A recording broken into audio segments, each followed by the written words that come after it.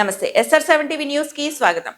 Gollapalli Chirkapalli reservoir నిర్మాణ ప్రతిపాదన వ్యర్థం. మాజీ మంత్రి తన్సీరు హరీష్ రావు ఈ నెల 9న గొల్లపల్లి చీర్కపల్లి రిజర్వాయర్ నిర్మాణ ప్రతిపాదన వ్యతిరేక అఖిలపక్ష పోరాట సమితి నాయకులు చేస్తున్న దీక్షలకు సంఘీభావం తెలపడానికి వస్తున్నారని, వారి పర్యటన విజయవంతం చేయాలని సింగిరెడ్డి నిరంజన్ రెడ్డి పిలుపునిచ్చారు. హరీష్ రావు పర్యటన కోసం ఏర్పాటు చేసిన సన్నాహక సమావేశంలో నిరంజన్ రెడ్డి, రావుల చంద్రశేఖర్ రెడ్డి కలిసి పాల్గొన్నారు. ఈ సందర్భంగా నిరంజన్ రెడ్డి మాట్లాడుతూ, ప్రజాస్వామ్యంలో ప్రతిపక్ష పాత్ర అత్యంత కీలకమైందని, ప్రజా సమస్యలను ఎప్పటికప్పుడు వెలుగులోకి తెచ్చి ప్రజలకు అండగా నిలవాలని అన్నారు. ప్రజాధనాన్ని లూటీ చేయడానికి కాంగ్రెస్ నాయకులు గొల్లపల్లి చీర్కపల్లి రిజర్వాయర్ ప్రతిపాదన ముందుకు తెచ్చారని, దీన్ని వ్యతిరేకిస్తూ రైతులు 97 రోజులుగా దీక్షలు చేస్తున్నా పట్టించుకోవడం లేదని, రైతుల పట్ల ప్రభుత్వానికి ఉన్న చిత్తశుద్ధి తెలియజేస్తుందని అన్నారు. హరీష్ రావు పర్యటనతో రైతులకు ఖచ్చితంగా మేలు జరుగుతుందని నిరంజన్ రెడ్డి స్పష్టం చేశారు. ప్రజలు, నాయకులు, కార్యకర్తలు వేలాదిగా తరలి రావాలని పిలుపునిచ్చారు. మరోసారి నిరంజన్ రెడ్డి గెలుపు అభివృద్ధికి మలుపు. మాజీ ఎంపీ రావుల చంద్రశేఖర్ రెడ్డి, మాజీ మంత్రి నిరంజన్ రెడ్డి ఆధ్వర్యంలో హరీష్ రావు పర్యటన విజయవంతం చేద్దామని రావుల చంద్రశేఖర్ రెడ్డి పిలుపునిచ్చారు.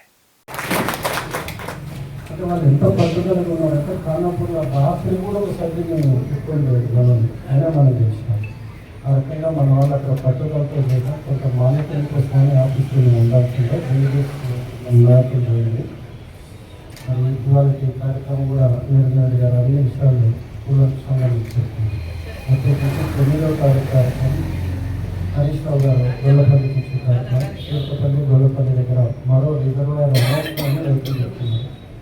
మరి రైతులు కూడా లేకపోతే ఎవరు కూడా లేకపోతే ప్రభుత్వం ఎవరు కూడా ఇంతలో మాట్లాడడం లేదు.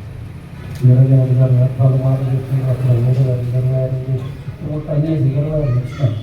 మరి ఇది అదనంగా ఎందుకు రిజర్వాయర్ కావాలనుకుంటారో, ఎవరి ప్రయోజనాలు ఇందులో మొదలై ఉన్నారో తెలియదు అనేది మరి వాళ్ళ వరకు చెప్పింది. దీని మీద చైతన్యం చేసి మనం వాళ్ళకి సంఘీభావం నింపేందుకు హరీష్ రావు గారు 9వ తేదీన అక్కడికి వస్తున్నారు కనుక సమస్య వాళ్ళదే మనం అనుకోవద్దు. మనందరి సమస్య అనుకొని మనందరం పోవాలని చెప్పి నిరంజన్ గారు కార్యక్రమం తలపెట్టింది. సక్సెస్ చేసే బాధ్యత మీ మీద, నా మీద, మనందరి మీద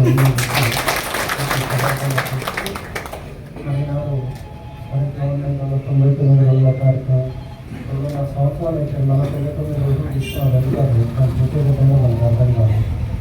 అయితే వాళ్ళు మన దగ్గర ఉన్నది ఏమంటే 6 గ్యారెంటీలు, 13 డిక్లరేషన్లు, 420 వాటికి కూడా ఒక కార్యక్రమ సలహా మనం సంవత్సరాలుగానే ఈ ప్రోగ్రాం వల్ల తీసుకోవాలనేది అటు హైదరాబాద్లో పార్టీ ఆలోచన చేస్తుంది. నిరంజన్ గారు ఆలోచించారు. ముఖ్యంగా మండలాలు కానీ మున్సిపాలిటీ కానీ మన కార్యక్రమాలను ప్రతినిధి వహిస్తుంది. వాళ్ళందరూ కొద్దిగా చొరవ తీసుకొని వీలైనంత ఎక్కువ మందిని మనం సమీకరించి సంఘీభావాలు పెట్టి హరీష్ రావు గారి కార్యక్రమం ఎప్పటికైనా సక్సెస్ అయిపోతాం అందరం అనుకుంటే మన విషయం మన కార్యక్రమం అద్భుతమైన సమావేశం పెట్టి నిరంజన్ గారి నాయకత్వంలో మీటింగ్ బాగా అవుతుంది. అట్లాంటి అక్కడ కూడా జరపాల్సిన అవసరం లేదని చెప్పి సరే పోలీస్ వ్యవస్థ మీద సంపూర్ణ అవగాహన ఆయన నోటి నుంచి చెప్పిస్తాం. ఆయన చెప్పింది తప్పని ఇంకా దమ్మడో చక్కడో అన్నాడు గారు వీడవాడో చెప్తే సరిపోదు. ఆయన చెప్పింది తప్పు, మేము కట్టి తీరుతామని మాట్లాడితే ఎవరు మాట్లాడాలి, మగవారు మాట్లాడితే కుటుంబాలు వచ్చాడు కూర్చొని ఎంత న్యాయమో చెప్పి ప్రజలను ఒప్పియాలి. సాధన అంటే తరాపని చూద్దాం. కాబట్టి ఈ చర్చంతా ప్రజల్లోకి పోవాలి.